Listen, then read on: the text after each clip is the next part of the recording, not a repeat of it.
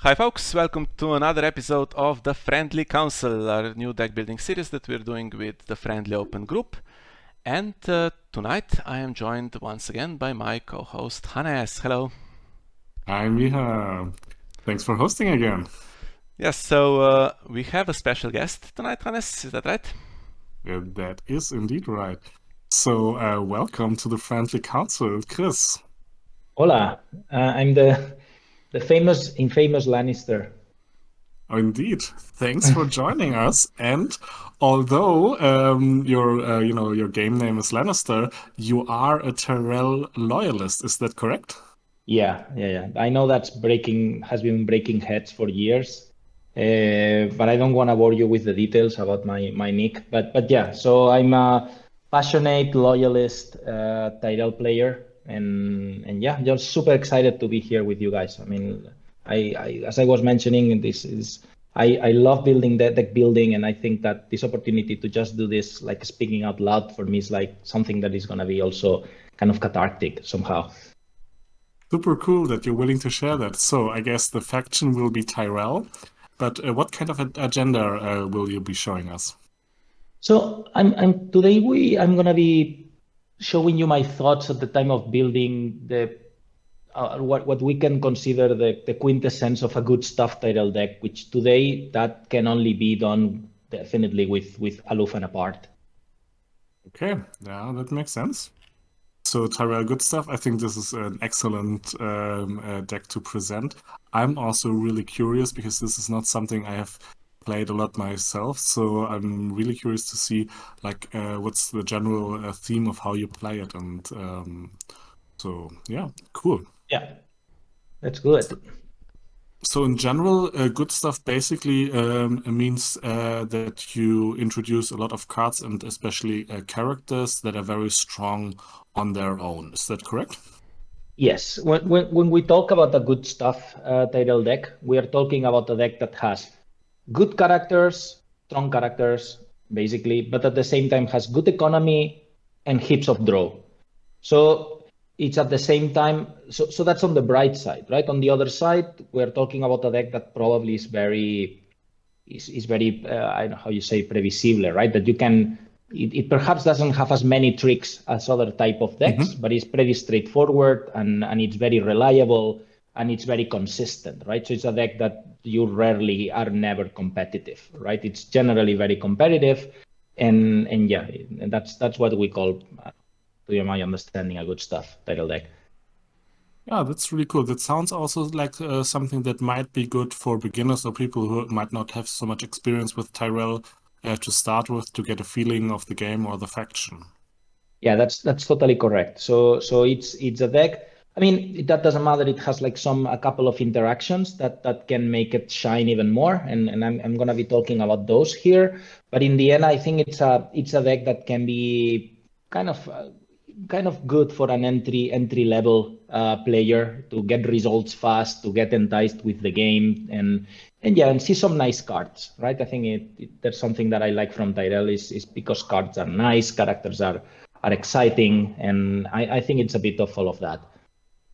Okay, amazing. And where do you start off when you build a good stuff deck? Do you really start off with the good characters or more the econ or with the plots? What's your first move there? So when I build one of these type of decks, I like to. I mean, there's something I do always, which is there is like a backbone, which I build that backbone, and I always start that way, right? And when I do that, these decks in a way end up having, I don't know, let's say at 40 something cards and 5 plots somehow. And then the rest generally are meta calls that we call them, right? Are like contextual decisions that I take, which for instance make this deck different from the one I played in the World Cup, which won unbeaten so far, to the one that I played the other day in Valencia, Espada Blanca, which went semi-finalist. There are differences because I'm considering the different meta calls, but the backbone of the deck was exactly the same. So we are going to be building a deck that in a way drinks a bit of these two last decks that I mentioned. Okay, interesting. So it's probably has a bit of all the card types that you start off with, and then you fill them up based on what you expect to face off in the matches or in the tournaments that you're going to. Exactly. So for instance, one thing that you generally, the first thing I pay attention to is to the location set. I know this might sound surprising. I don't know if that's usual, but for Tyrell, you just can't have a Tyrell deck where economy is not flowing. And there is also one thing that for me it's very important. Some of the stuff I'm gonna be saying, it's very related to my own psychology. So sorry about that. But there is something that affects me at a competitive level. I'm a very kind of like what they say, a very Jamie player. I like to win. I'm someone that needs to compete, needs to win. And there's something that really affects my stamina, right? That's really affects my energy before a game is not finding economy in the first hand. So one of the rules that I always applied when building a deck is that there needs to be exactly 10 cards which are giving you economy somehow. Reducers, limited, or like Arbor Marketplace. We're talking about cards that are giving you economy somehow, right? So when I'm building this deck, something that I'm taking in consideration is that my deck needs to be has these 10 cards of economy, that it can be economy that can be duped and can be protected for political disaster or against we do not sow, and that makes also my decks generally favorable to use political disaster in them, which is as I did in the World Cup. So that's one of the perks that Tyrell has, that they can dupe economies such as like Red Wine Straits or the Arbor, right? So also considering that we are playing aloof and apart, then we are saying that having Great Hall is a no-brainer because we are reducing in 4 the first big character that we are bringing up.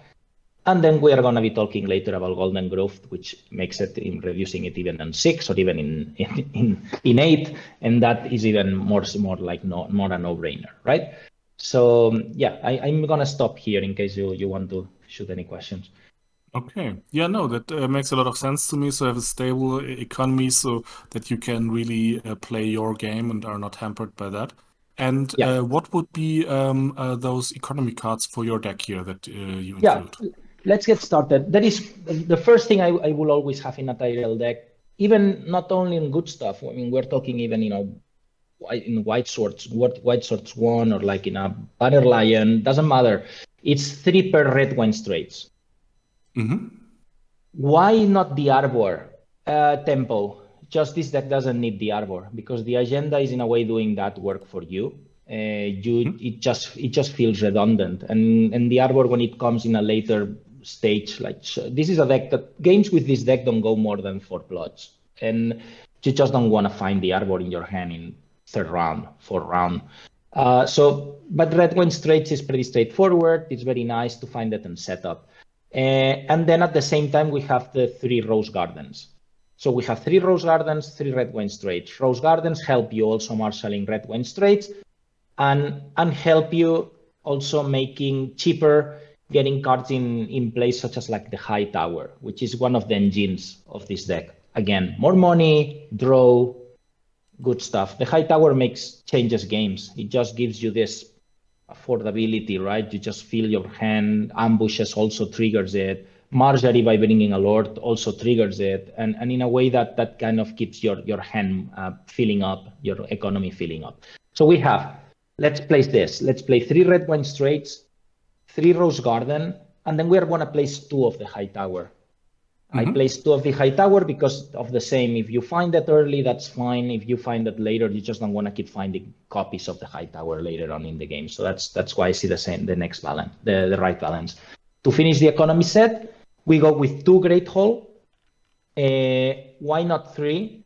Again, not really necessary. We have already the discount of 2. Rose Gardens already discount you. And later we are going to be talking about the plots, but this connects also with Brand the Builder, which in a way, Brand the Builder, that round gives you pretty much everything that you haven't found in the first round already and pretty much completes the location set. So 2 Great Hall will be enough.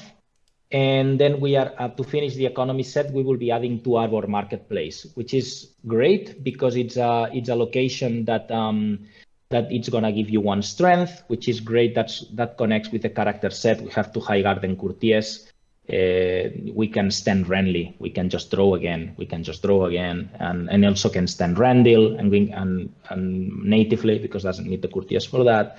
So no brainer. And with that will be it. And that's the economy. And then the last bit in our then there are last two elements in our location set. 2 Goldengrove, which is a card that it's quintessential in this deck. Why is that? Because it lets you repeat some of the cards that have the stronger cards of this deck. I mean, it lets you repeat triggering Great Hall.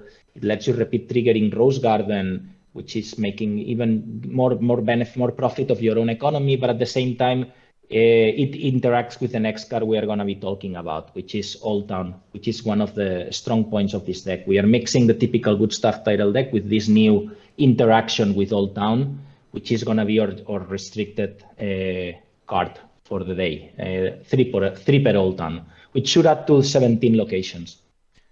Yes. Okay, nicely. So Goldengrove can increase even a bit more the power that you have from your econ locations, but it also, I guess, with some of the characters you're going to present later on, yes, might make you able to use Oldtown even twice per round.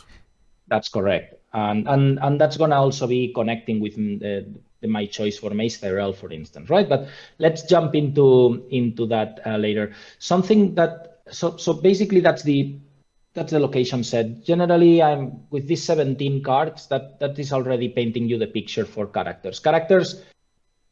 This is the way I think. You just don't want to find that situation when you start a game when your hand is just full of limited economy. That's pretty much a game that you're gonna suffer, and it's gonna be difficult. And so you want to find a balance where you don't have too many characters, you don't have you basically you have enough, right? So generally, when I build a deck, I'm always going over 33, 34 characters, right? We're always talking on decks of 60 cards. I'm one of those purists. I try to never go 61. 61 makes me feel insecure. It really makes me feel like I have less chances to find the cards I need when I need them. And that connects a bit also with the fact that the more cards you have in your deck, the less chances to find dupes. Hence, I don't like playing bodyguards. We're going to be talking about that as well. So making the decks as tighter as possible is also a part of the possible success of the deck. I might be a bit OCD here, but that's what I think. With absolutely both versions. So some people who swear on 60 cards, others who actually put the 61st card in for good luck, others who say, oh, well, statistically speaking, blah, blah, blah, it doesn't affect it so much. So we have the whole variety, and so you're a 60 card guy. That's completely fine. Yeah. Cool. So let's just start building the character set, right? We're talking about 33 characters. All right. Very easy. So pretty much when I start the deck, there's 3 things I do: 3 per Redwine Straits, 3 per Randall Turley, 3 per Renly Baratheon. That's the backbone. Simple, good, just good. I mean, we are talking about characters that have been in the game for very long. Something that is not happening is Tyrell getting big coasters other than the actual later iteration of Randall, which already is restricted, the 7-cost Mace, which is also restricted. So in the end, you don't have many choices to big fellas. So aloof decks for Tyrell are very previsible. I don't know if there is you kind of like really expect what you're gonna find, right? But that doesn't mean that these are not great characters. So that's the backbone. So when we are talking about the per 3s of this deck, we are talking about Randall, Renly, Marjorie, of course. We're talking about the Marjorie, the 6-cost Marjorie, and the 6-cost Mace. Those are going to be the guys that you want to find dupes for, and the guys you're going to be using close call for. Okay, so just to clarify, this is Mace Tyrell, 6-cost from Someone Always Tells, and core Randall Tarly, right? Yes. So let's go over these guys. So Randall Tarly in this deck is the one that speeds up the game. So Randall has a direct relationship with the Wardens of the South plot choice. When you and the fact that in the event set we're going to be talking later, we have 3 Lord Renlys, right? So Randall stands himself, and you want to get to that Wardens of the South round when you already have him. And if nothing is really going against that, in that round, you're probably going to be or killing the game or just earning like 5 or 6 power tokens. That's for sure. And if at the same time you are intimidating, that's one of the win conditions of the game. So Randall has renown, and it's a great character that also gets triggered with another of the choices of the deck, which is 3 per high tower spies. Okay, high tower spy. High tower spies are great, and they're great because they help you with decks that are gonna be like attritioning you. You really need to bring something in the board that helps your big guys stay. It's gonna be helping you to stay on board for Valardo Hieris with a big guy, but at the same time, it's a character that is gonna be revealing you cards for Oldtown, and it's gonna be triggering the high tower. And it's also going to be standing characters when you have courtiers in place. So it's one of the dynamizers of the game. And along there is a very nice interaction also with Mace Tyrell. So what happens with Mace Tyrell? Why this Mace Tyrell? So basically, this Mace Tyrell lets you draw, but also lets you choose a card and place it on top of the deck, and that interacts in many ways with this deck. One, for instance, High Tower Spy. If we have in hand or we find a very powerful card, we place it at the top. Then we bring the High Tower Spy, and we're gonna, for instance, making Randall 11 or 12 strength, right? Just to start with. So that's one of them. Why this Maze again? Because this Maze again also lets you place the card that you want for triggering Oldtown. Very simply as that. He's also Small Council, so with Goldengrove can stand by kneeling itself, but also by kneeling a Small Council character. When you do that, you draw, you place a card, you stand Oldtown, you trigger Oldtown again, right? So that's filling up your hand. That's letting you trigger Oldtown safely a couple of times, and lots of interactions more. We have also Sir Mark Mullendor, which is my favorite card of the game. Mark Mullendor with Mace, they're like the Smash Brothers from Tyrell. With Mace, you just decide the card you want at the top, and Mark Mullendor just brings it to the board, and you can be swapping by anything and breaking the tempo of the game very easily. So put Renly basically on top of your deck with Mace, then trigger Mark and get the big guy in. Nice. Okay. Possibilities are endless, or even Ala Tyrell, you just can place her there, then trigger Oldtown, bring Ala on the board, trigger High Tower, then you might even play a challenge that the opponent wasn't even expecting with Ala now on board. I don't know. Possibilities with Mace in this deck are many. I'm not going to say endless, but maybe there are like 7 very powerful interactions. Okay. So, what do you add, let's say more on the small stuff to these big guys? So going down, just to finish the closing the circle with the Small Council interaction with Oldtown, I'm placing here one Matisse Rowan. Matisse is a very kind of crazy card, but it kind of gained its space, and because now it just can help you by just giving a Rose Garden that you already nailed, you bring it back with Oldtown, you trigger it again. It lets and you can do very interesting things like that. So it's a guy that is here because it gives you another stand of Oldtown, but at the same time he's a lord, and at the same time has a very valuable military icon, which is not something that you find so easily on Tyrell. So that's the reason he's here. He's my only 5 coaster. And it's a sacrifice. You just don't want 5 coasters in this deck. It's very difficult to pay them. So that you can see in the character cost we will go building how there is like the lower peak is on the 5 coast, which is only for Matisse. You just jump straight from 4 to 6. And then in the Small Council also side, we have Orton Merryweather, which is one of the best Tyrell cards from the new era. He's great because he's a cheap lord, but he at the same time lets you bring back an event. And events in this deck, they're not many, but they're key. They're game winners, and you just need them back. So Orton is letting you recycle events, and is also It's a cheap kill that gives you possibly a new lord, but at the same time might bring you a high tower spy in the game at the same time. So it's okay. It for me it's a decent, and that's why we are placing him per 2. Mattis is a per 1, Orton is a per 2. And with that we finished with that. So we also mentioned one Mark Mullendor. And then let's go with one Ala Tyrell. We already mentioned, so let's place one Ala Tyrell as well, which is it's a very cute card. I really like it. And to finish with the big guys, we go to Brienne of Tarth. I'm getting the bad Brienne of Tarth, and I think definitely the cost 5 for me is my favorite. But in this deck, you just want the 6/1. You just want her here because she's cheap for this deck, and that helps.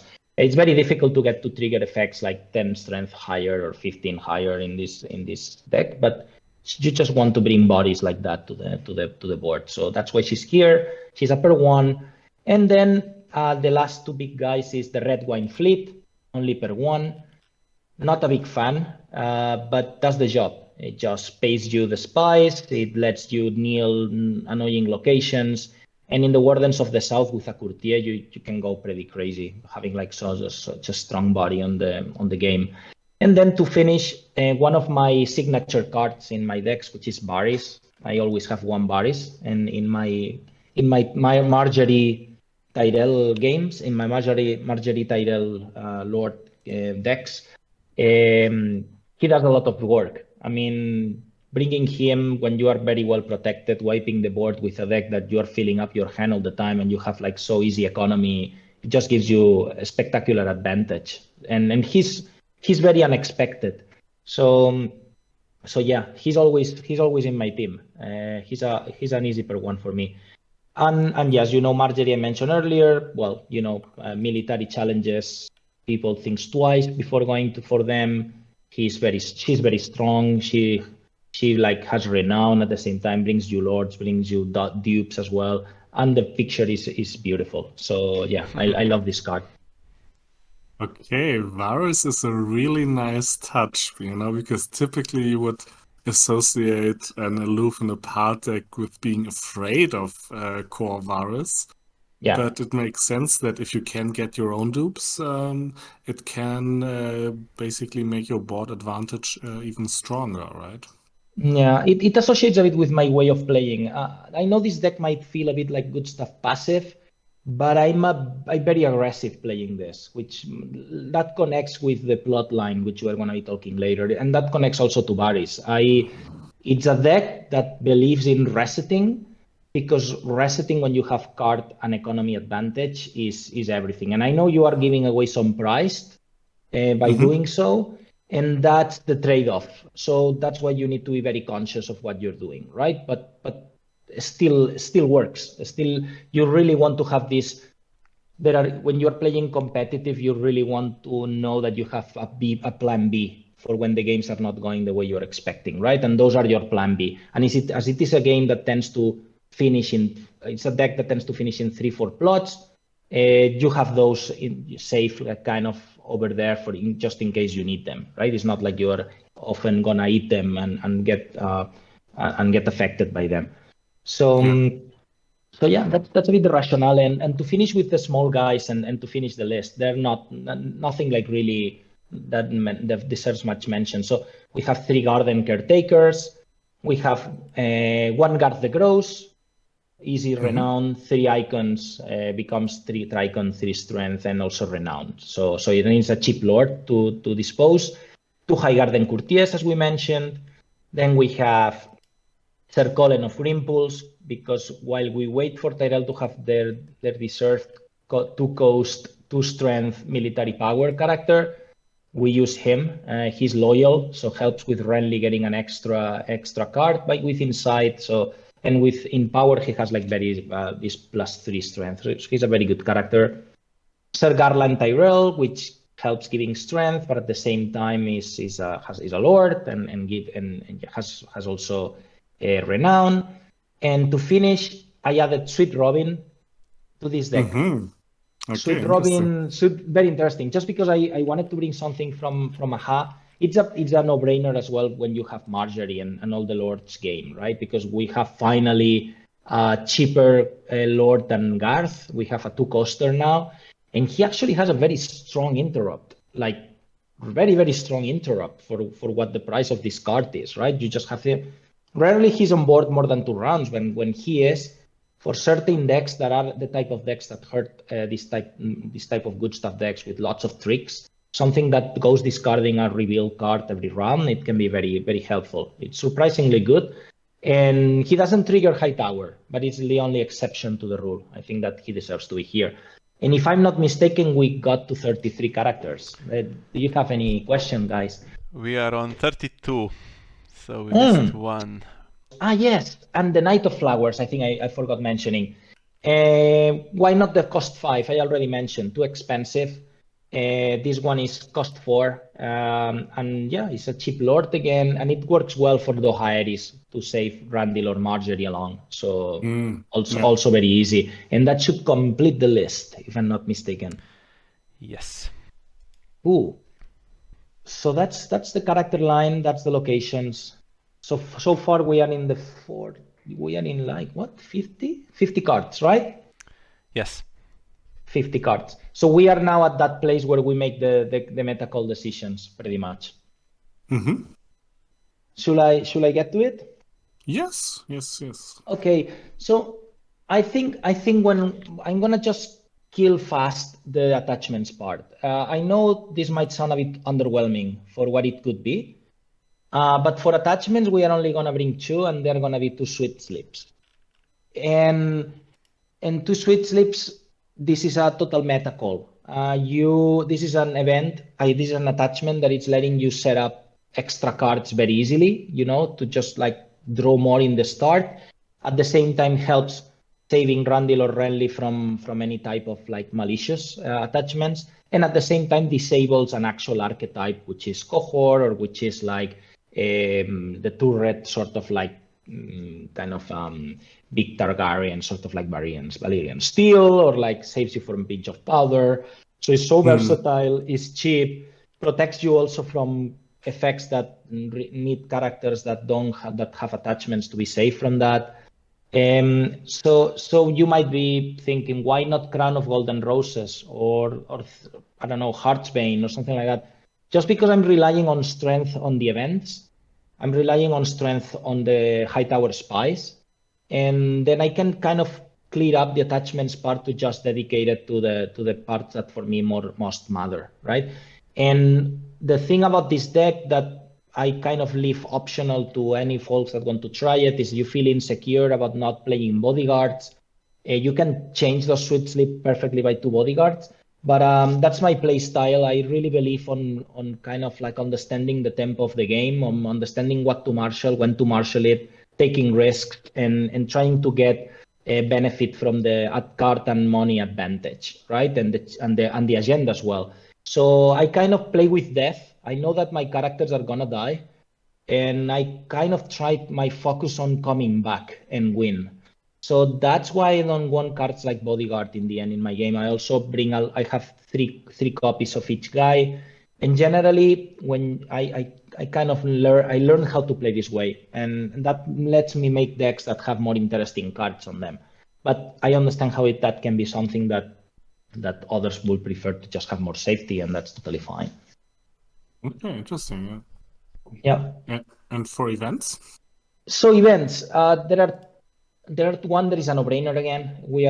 This is a keeper. It's 3 Lord Renly's right. This deck really wants to intimidate. So one problem, one weakness of good stuff decks from Tyrell, and generally a bit from Tyrell sometimes, is that Tyrell lacks tricks, lacks malicious stuff. It's like a very sort of looking in the sun deck, like everything nice, everything cute. Like they kind of lack kind of like being a bit evil somehow, right? Tricks like Martel, like Night's Watch, like others, like more control. I mean, I think you lack a lot of that. You are relying on strength, being very openly. So Lauren is right. I think it's the most sort of naughty card that Tyrell has. It's unexpected.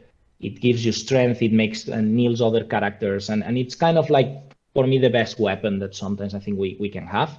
So that's why I placed 3. And in this deck is spectacular because of the turn of the Wardens of the South as well, for instance, right? Which you really can hurt a lot the opponent and win the tempo from the game. So 3 Lord Friend is right. We are going to be placing also 3 Nightmares. That might feel like a lot, but also aligns to what I'm saying. The Tyrell doesn't have cancels, doesn't have treachery, doesn't have beans, doesn't have I don't know, any type of that. And being so predictable, I think you need Nightmares to stop certain effects that can hurt you a lot, like Pictarion standing so many times, or like some stealth effects. Considering right now how broken the interactions with and the playstyle of Mummers is, you really want to blank Shovel, you really want to blank a lot of things. And I think that 3 Nightmares makes this deck very competitive. So those will be my 2x3s. And then the rest I really kind of open to every player to think what will they do. There are a lot of options. For the deck today, we are going to go with 1 Growing Strong, which makes our strength sort of event set to 4 cards, which is very fair. It's very nice. Orton consider that it's going to bring you one of these back, and might be Nightmares or might be Lord Reynolds right again.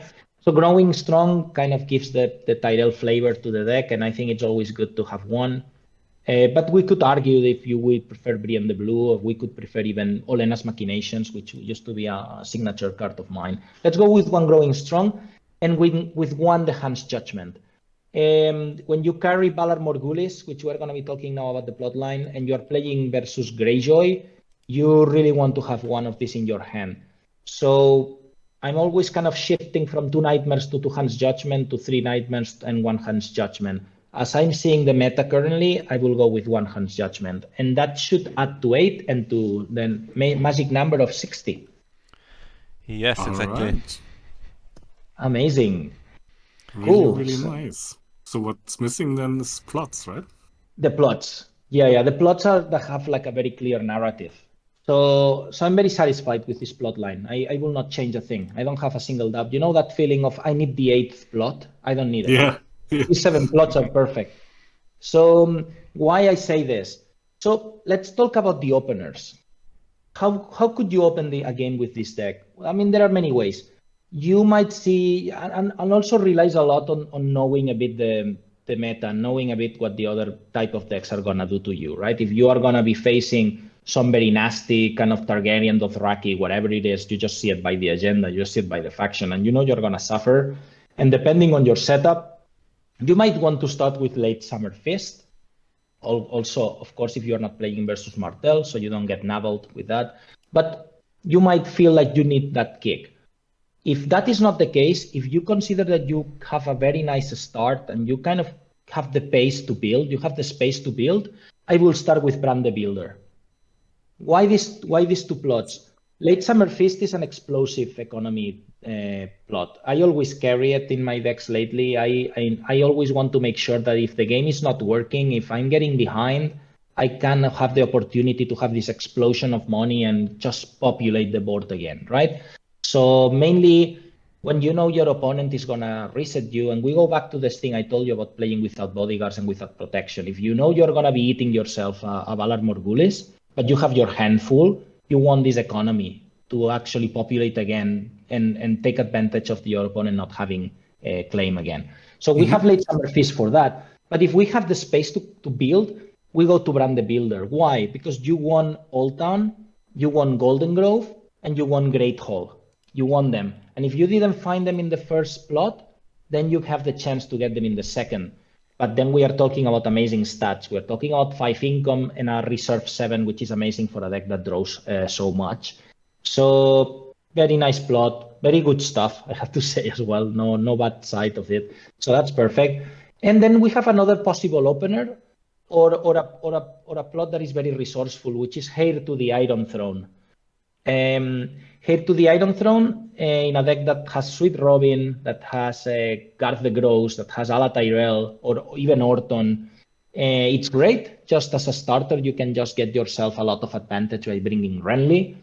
But at the same time, is a plot that is going to help you when you foresee Valar Morghulis to bring a dupe, or to just sacrifice someone. So it's very resourceful. You need to be careful with the Maiden because you might lose initiative then. So you need to consider these kind of things. But otherwise, this is a plot I'm kind of constantly swapping with political disaster.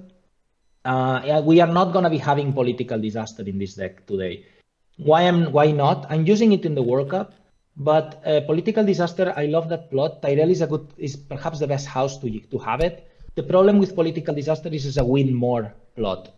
You generally only use it when you are already winning, and probably in a game that you were already gonna win. If you are like really behind, attacking the locations of your opponent is not gonna give you the victory. So that's why, in my opinion, I think Head of to the Iron Throne in this case is gonna give us more advantage, and at the same time will trigger the High Tower in the plot phase, which is giving you another card, another coin. So that's it, and that's very good. Any thoughts on these four so far? No, it's interesting to see, like, if you want to go fast with your deck, that political disaster might not be the best choice, and that it's probably becomes stronger if you also need more time to get to 15 power. Yeah. It's a good thought to share. Yeah, I've been thinking a lot about that, and that's why I'm actually dropping it now. So let's go then with the king of the plots in this deck is Wardens of the South. Again, Tyrell doesn't have many tricks, but this is one of them. And this one is when you throw this plot on is because you want to close the game. That's a moment where you have Randall on board, where you have Lord Renly's right. When you have Courtiers, you have Renly, and you probably want to bring another Renowner and then start the party, right? It's kind of the disco time of this deck. So you need to prepare it very well. It's also summer, so it's immune to any type of, like, I don't know, naval superiority can or anything that might affect you by the type of trait of the deck and of the plot. So, and it has a decent initiative, so sometimes it's gonna even let you go first. So that's good. And then let's talk about resets. We have one of the strong points of this deck is the first snow of winter. It's also a meta call now with all the fools thing. So it's great also for playing versus like fast crossing decks or anything. The first snow of winter sometimes just wins you a game. And in a deck like this, when you can even reset after Varys, or you reset after Valar Morghulis, or your opponent has reset you, first snow, when it's so easy for you to bring big guys, it's sometimes gonna be game. It's a plot that many times is just gonna give you the game. So it's very important. Here the agenda plays a key role on taking advantage of it. So you only have 3 income, but you just have Great Hall, Goldengrove, you trigger it 2-3 times, you bring two big guys. Generally that versus some archetypes is just gonna give you the win. And Valar Morghulis is something very personal. When you think about a reset for this deck, you probably will never think of it. You probably will think of Wildfire Assault or even the Mad King's Command or something like that. Wildfire Assault for me is not. This is very, sorry if I'm controversial here. For me, it's a not competitive. It's a non-competitive plot. Valar Morghulis is a plot I'm bringing just in case the game is not going as I'm intending, or if there is like a very good opportunity I need to take advantage of. Like I have a very good start, the opponent seems that has no economy or has like a very kind of weak characters on board. Is a competitive plot. I always have it. I know that I might be giving away some prize, but technically it's a plot that might give you games as well, depending on the context and how things are going, right? Why not Wildfire? Because it will trigger Marjorie, and that's interesting. But generally, it's not leaving you with a much advantage versus a Greyjoy that has like massive 3-cost 7 or all that. I think the possibility of wiping the board is always more interesting than just leaving the opponent kind of right. And I'm not carrying Mad King's Command because I don't have any way to actually bring more stuff after 3 cards on board. May only have Tower Spy, which is a possibility. It kind of works well, but I kind of like the idea of knowing that my deck is resilient versus Mad King's Command instead of actually using it myself. So that's the explanation for my plots. Definitely you don't want the Hairis in this deck, obviously. And yes, I told you Wildfire is generally a plot that is just going to leave the things pretty much the same. I don't know. That doesn't make a big change in games. And to finish, Close Call. just to a deck with Valar Morghulis. You just want to make sure that you are bringing back to the game the character that you want the most in that time, and yeah, as it's giving you draw and good stats again. So here we have it. Okay, really, really nice. Okay, interesting. So, with all this being said, what is this deck really good against? And what kind of decks do you fear when somebody brings out faction card and agenda? Well, definitely the one deck that makes you have a hard time is any type of Baratheon control decks here. Definitely the archetype of Baratheon with like the black cells, for instance, can be a nightmare for this deck. I mean, you can suffer again, like definitely some Night's Watch, like you can suffer against Night's Watch aloof. If you find yourself in a situation where your opponent is just like building up too many big guys with lots of dupes, and it can become very overwhelming, and you might actually have the feeling that you are always behind, and it's gonna be very difficult to come back from that. So those are two I'm suffering a lot. But any type of Baratheon control decks and very big sort of like Night's Watch, this new great ranging sort of style of decks. That's definitely not something. And the third one that definitely makes you suffer the most will be any sort of attrition deck in the likes of like Stark Knights of the Hollow Hill. That's specifically a type of deck that makes you suffer a lot. Perhaps it's not the best deck, the worst deck against that, because you still have draw and economy. But if you don't start very well, with lots of march to the wall and like kind of wiping the board many times, you might also have a bad time. So those are the three I think that will make me scared the most. And the ones that this deck is very strong against, I think I will say that against all the rest of decks, you can have a very good performance. Not necessarily you're always going to win, but I think that is a very, very good deck, pretty much against everything. Not necessarily, again, you're going to win everything, but I think it's a deck that is going to pretty much work you well versus all the rest. Okay. So, since we have a Bara control expert here, Miha, you're safe from this deck. Miha knows what I'm talking about, for sure. Everybody else, watch out. And in general, like something, would you typically want to go first here? So you can use Lord Renris Rye to intimidate and basically assert board dominance, or would you also have situations where you go second? First plot, you want to go second, but I think that pretty much generally is the case.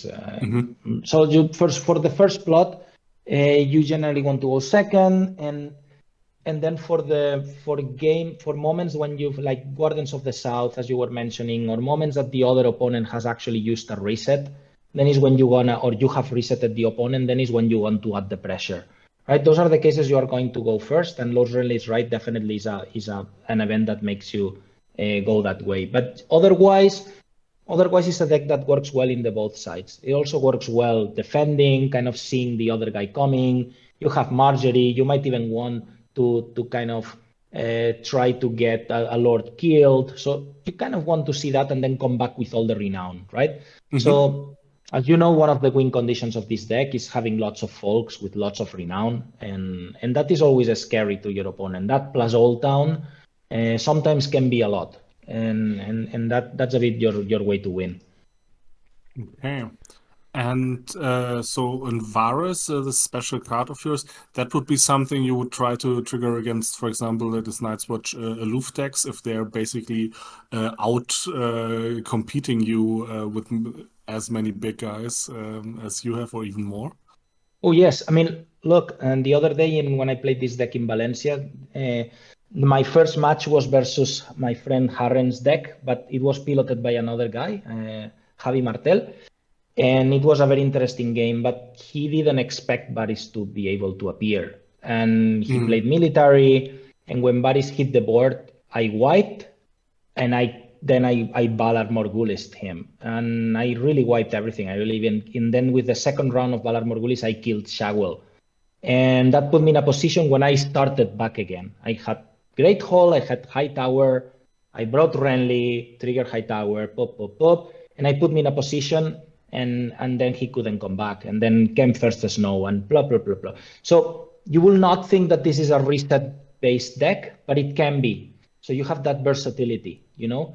Otherwise, that probably was a game lost. I mean, you have like 7 shoots with stealth, renown, intimidate, and insight, right? So yeah, that's a weapon that you have in your hands. I will use it against Greyjoy. Against Greyjoy, Varys is very interesting. In my last game of the World Cup, he made an amazing appearance and clearing the board and leaving me with Randall on it. So it works very well versus other biggies sort of decks. Definitely a card that you will not need for control or for like sort of like shoots based decks. But then for that you have the first Snow Winter. So well, yeah, I mean for control decks specifically like Shadows or something, then your resets might be annoying you more than giving you service like Valar Morghulis and all of that. Mm. And what about locations that might speed up your power gain even more, like the traditional what's this Honeywine. Honeywine, or the new the Veil of Aaron, which could also be used together with Renly to give extra power. Are they just winning more, or why don't you include those in the strategy? Yeah, they are win more. I mean, you could add to this deck Star Recept, you could add to this deck by Valley of Arryn, you could add to this deck Honeywine, but yeah, you just don't need them. It's not gonna change anything. It's just like a card that marshalling it will be not marshalling something else. And as I told you, this is a deck that is gonna finish the game in 3-4 rounds, for good or for bad. But it's a deck that goes that way. So yeah, it's just a bit of an overkill. I see those more in other type of decks, like with the other 7 Coast Randall. I'm using Valley of Arryn and Star Recept and Honeywine, and the Oldtown is not there. But for this one, you just don't need that. You want the power on the bodies. Okay, and one thing I'm always wondering when building decks, and maybe I'm interested. Your opinion is you said the 3 nightmares, and maybe more generally, is it the case that your deck is a specific deck where you say it's really important that I win 1 challenge or 1 round because it actually gains me so much, and nightmares is then more like a card that can turn that around, compared to, for example, Hand's Judgment as a cancel. So, for example, if the opponent has Carhold, right, that can't be super good for you. But if you can disable that for 1 phase, it might bring you through the game, right? Is it correct that if you're really relying on these big challenges and important rounds to finish fast, that Nightmares might be the preferred choice over Hand's Judgment? Yeah, Nightmares is definitely the preferred choice. For this deck, I even leave optional Hand's Judgment. I like to have it very, very, very specifically for Risen from the Sea. Very specifically. I don't feel very threatened right now by events in the current meta. That's my experience. I don't feel very threatened. Burn is gone, and this deck is actually very resilient versus Burn anyway. So Nightmares right now, it's giving you the key to keep that pace of this deck, like surviving and winning in 4 or 5 rounds, 3 rounds. Is a mid-range kind of fast, and Nightmares will disable you things that can be very, very, very bad for you, right? Like I don't know, I can think of. I was sharing the examples of like a Victarion, but for instance, the other day I had to play versus the Free Folk, and there was like the guy with the skull. Now I don't remember the name. Rattleshot. Rattleshot. Sorry. Yeah. So unexpected nightmares change a round and change a game, and if you don't use them in the first round, you kind of hold to them. Generally, you're gonna disable your opponent for a whole round, and this deck runs them so much. Even Cersei, cost 7 Cersei, like lots of different cards that can be a threat to you, or specific locations, Gaston Grey, or anything. I mean, you really want these nightmares here, because this deck doesn't have like many other ways to cancel effects or to do anything with that. So you need to cover your back, and that's the best way for me. Okay. And you mentioned free fork, so I also like to, play free fork every now and then and do a lot of military claim. And you have these Dothraki decks, which can make 2, 3, 4 military claim. Can you withstand that with the deck, or are you getting in trouble then? Dothraki craziness, claim 5 can be a problem. It's true that it's gonna depend a lot on how it goes. I think that a deck that has Marjorie can have a certain not advantage, but it at least has some options to change the game. But it's again gonna depend of luck here. So it can be a tricky one, mainly when you find like sort of unexpected put to the sword or like kind of things that you will not expect that can change the whole game all of suddenly, right? But nightmares can help you here again. I use them a lot versus this. Those Dothraki armies that kind of like multiply the claim, or stuff like that. Nightmares can be very helpful in this context, right? Things like this.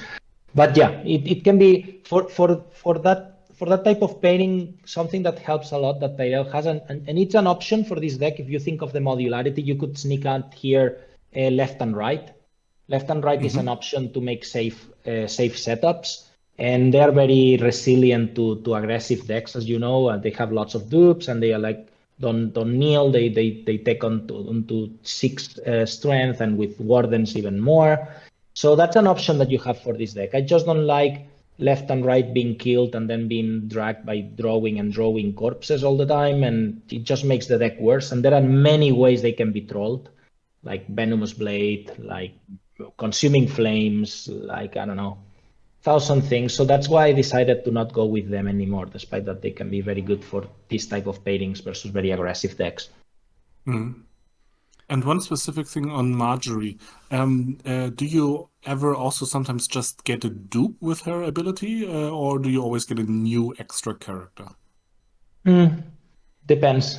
Depends again totally on the context. I sometimes find myself using her to bring a dupe, find myself using her to just bring bodies to reset, as we were saying, or I use her to actually bring a very big guy. But sometimes I prefer just bringing a cost 4 because I can understand that I'm gonna go through the hierarchies after, right? Because it's very obvious. So she's very versatile. It's gonna depend. I'll come up a lot, depend on the game how it's going. But generally, I have to say I'm sorry about them, but generally Knight of Flowers, Garland, Garth, Sweet Robin, they tend to die in my games where Marjorie's out, and Yeah, that's their job. I will be playing this deck one time on the stream in the future, so looking forward to that. And that's what I was going to ask. So if you know that the Harris is coming, it's inevitable because you see what the opponent is playing. So what am I supposed to do? Am I supposed to just push the advantage, put a bunch of renown in play to force them to reveal it early, or do I keep something back to play around it until it's played? Yeah, in this case, we need the context again to know at how much power are you at, right? Can you close the game now? Is there any possibility that you can close the game? Because if you can, then you just push it. Then you just bring everything and try to go for it. But if you know you're going to get to 14, you're going to get to 13, and then you need to be more strategic, right? So it's going to depend. I have to, at the same time, we need to consider something. Something I do with this deck is, okay, I have a lot of big guys out.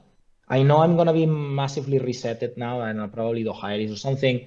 I have Oldtown, I have Goldengrove. I start using Mace and Mattis or Orton to start filling up my hand and Oldtown, and filling up my hand and Oldtown again. And you kind of play with, can I win? No. Then if I can't win, I'm going to be preparing myself for the next round where I'm going to be a bit fucked, right? So that's the way I play. So depending on the context, if you see that you are not going to get there, you start preparing already your next round in a way, preemptively.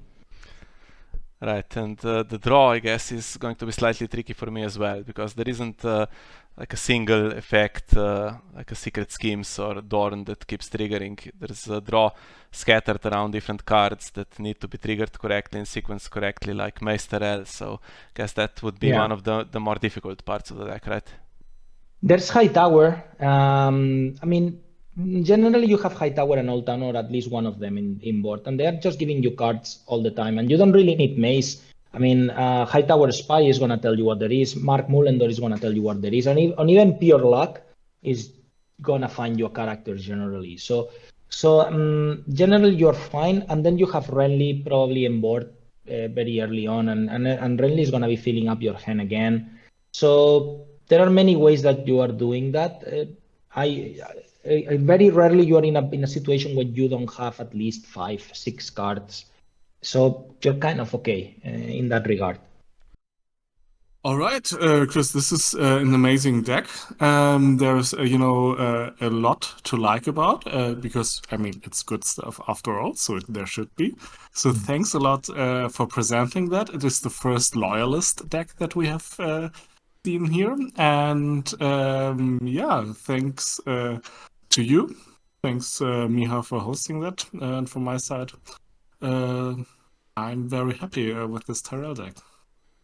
Yeah, thank you guys. I mean, it was great to be here. I really appreciate a lot the work and the time that you put in helping growing the game and all these things that you're doing aside, which makes it like super fun. And yeah, just thank you for your time and thank you for listening. Reach me out for comments on the deck if anybody tries it, just comment on the actual deck. And yeah, keep playing Game of Thrones and see you at Stalek, everyone. Yeah, absolutely our pleasure, and I'm sure the viewers will appreciate this one in particular because I know a lot of new players like to try Tyrell because it seems like quite a simple deck to play, but knowing all the intricacies I'm sure will be very helpful here. So thanks for doing this for us, and of course thanks to all of our listeners and viewers once again for joining us, and we'll see you all next time. Bye bye. Bye bye. Bye bye.